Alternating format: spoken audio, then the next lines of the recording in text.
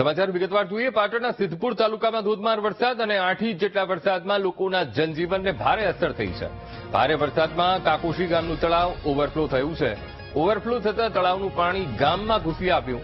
ગામના મુખ્ય રસ્તાઓ પરથી નદીની જેમ પાણી વહી લોકોએ જોખમી રીતે વહેણના પાણીમાં નહાવાની મજા પણ માણી। ઘરોમાં પણ તળાવનું પાણી ઘૂસી જતા ઘરવકરી પલળી ગઈ। વરસાદ બંધ નહીં રહે તો લોકોને સ્થળાંતર કરવાની ફરજ પડશે। અમે આપને આ સિદ્ધપુરના કાકોશી ગામના દ્રશ્યો બતાવી રહ્યા છીએ। વીટીવી આપને એક્સક્લુઝિવ દ્રશ્યો બતાવી રહ્યું છે।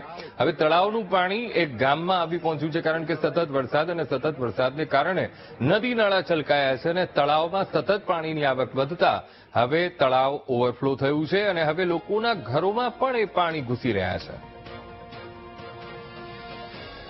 સિદ્ધપુર શહેરમાં જે રીતે મેઘરાજાએ તોફાની બેટિંગ કરી છે તેને લઈને કાકોશી તળાવનું જે ગામ તળાવ આવેલું છે તે ગામ તળાવ અત્યારે ઓવરફ્લો થઈ રહ્યું છે અને તેનું પાણી અત્યારે ગામની અંદર ફરી વળ્યું છે। અને બીજી બાજુના જે દ્રશ્યો છે કે જે ગામના અંદર બાળકો છે, યુવાનો છે, તે અત્યારે આ પાણીની અંદર જોખમી રીતે પાણીની અંદર નાહી રહ્યા છે। એટલે કહી શકાય કે જે રીતે ધસમસતો પાણીનો પ્રવાહ અહીંથી વહી રહ્યો છે અને આ પાણીનો પ્રવાહ અત્યારે સમગ્ર ગામની અંદર ફરી વળ્યો છે। દ્રશ્યો જોઈ શકાય છે કે જે પ્રમાણે અત્યારે આખું ગામ અહીંયા હિલોળે ચડ્યું હોય એ રીતના દ્રશ્યો જોવા મળી રહ્યા છે, કારણ કે જે રીતે કાકોશી ગામનું તળાવ ઓવરફ્લો થયું છે અને આ પાણી અત્યારે ગામની અંદર ફરી વળ્યા છે। આપણી સાથે કેટલાક ગામના આગેવાનો છે, તેમના સાથે વાત કરવાનો પ્રયાસ કરીશું। દાદા, કયું તળાવ છે અને અત્યારે પાણી કેવા ફરી વળ્યા છે?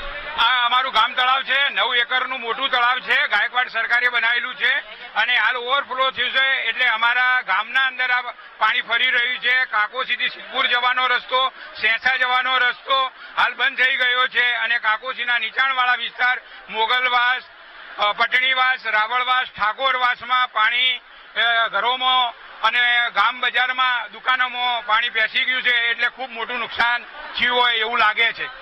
હજુ વધુ વરસાદ પડે તો કેવી સ્થિતિ થાય? હજુ વધુ વરસાદ પડે તો ખૂબ મોટા પ્રમાણમાં ગામમાંથી લોકોને સુરક્ષિત સ્થળે લઈ જવા પડે।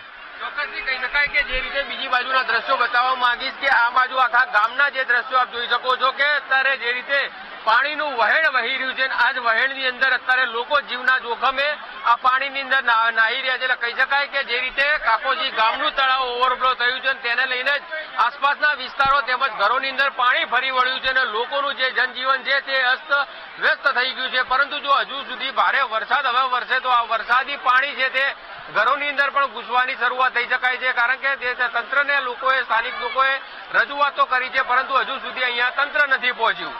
ભરત પ્રજાપતિ, વીટીવી ન્યૂઝ, પાટણ।